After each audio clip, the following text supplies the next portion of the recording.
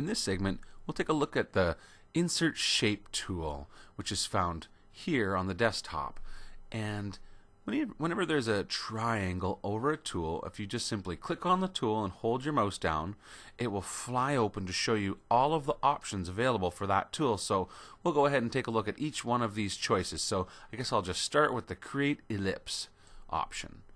And basically, the way this tool works is you left click to choose where to start your embroidery object, then you drag, and when you drag you can create the size and shape of that object just by visually moving it around, I guess. So once I've decided, okay, that's the ellipse that I want to make, I let go, and it fills it in with thread and gives it that outline that I've asked for, and but it's still selected.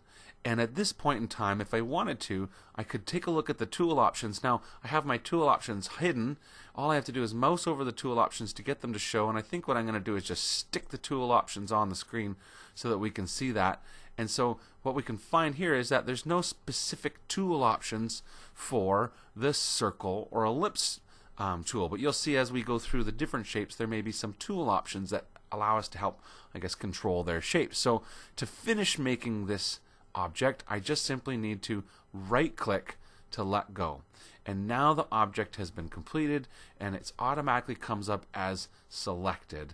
And now of course I have the general tool options as I would for any shape, where I can change the size and width and the mirror image and those things, and we'll be going through the general tool options again in a little while. So that's the ellipse. Now taking a look a little further down the option box, we'll do the pie, create pie shape next. So when I choose create pie shape, right away I get some tool options.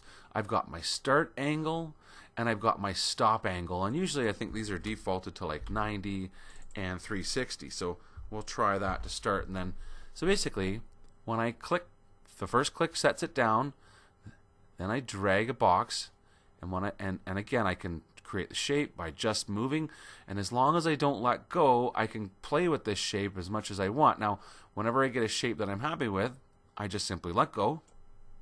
It shows me what the shape looks like, but it's still sort of in progress of creating it. So if you wanted to play with it now and say, okay, now I can see the start angle, which basically means here is 90 degrees, and the stop angle is 360. So if you went and made a change like the start angle to, let's say, 70 degrees, we've moved this angle here.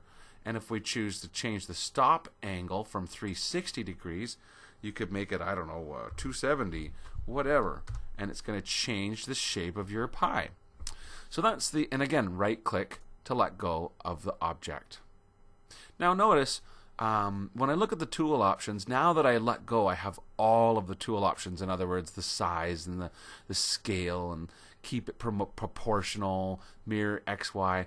Again, I'm going to go through these, but I'd still have that start angle and stop angle that are unique to the pie shape, versus if I click on the circle or the ellipse tool, I don't have that second option, those last set of options that are specific to the pie shape when I click on the pie shape. So, and again, if I click on a star shape, guess what? You get the options for a star. So, and we'll do a star in a moment. So that's the pie shape. Now we've got the create rectangle option, and again, there's a setting for create rectangle called roundness. So what I'm going to do is just left click, drag to create a rectangle, and again you can create it long and skinny rectangle, or short and fat rectangle, or make it a square, as long as it's any shape that you like. When you let go, it shows you what it looks like, and then this is the roundness. Now I'm going to have to zoom in more closely to show you what 20% roundness gives us. This, if I take that roundness, change it to be just 0, hit enter, it gives me a sharp corner.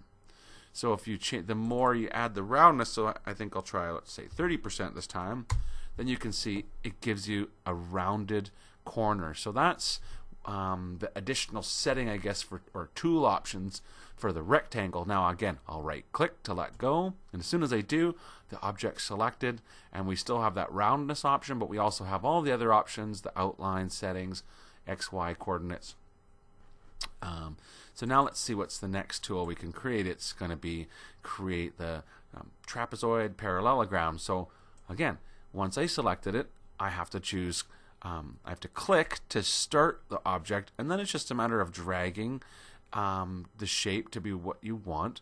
And when I let go, same as always, I have that ability to adjust the tool options. And here, it's the slant, and right now it's set at 80%. If I adjust that to be, let's say, 50%, then that's what you get, is a different slant here. So basically, that's the specialized tool option when you're doing the parallelogram or the trapezoid.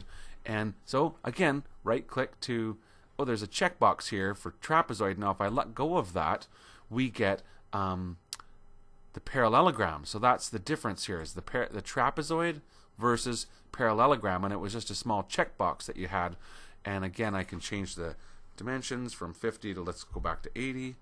So it just gives you a different style of, it's just your way to create these shapes, basically. So if you go with the trapezoid, it looks like that. If you go with the parallelogram, it looks like that. Okay, and again, right-click will complete making that object, and if you click off of it, it lets go. So one more tool, two more tools. I guess this one's going to be create the polygon. And so again, I'll just left-click and draw the shape, and it looks like I'm creating, you can see up here in the tool options, I created a shape that has 8 sides and has a slant angle of 70 degrees. If you wanted, you could reduce the number of sides. Let's just reduce it to 6, see what it looks like. The start angle at 70 degrees, well, what if I make it 90 degrees? Then that'll bring this sort of start point right up to the top. So that's your ability to, I guess, adjust how this sits on its side.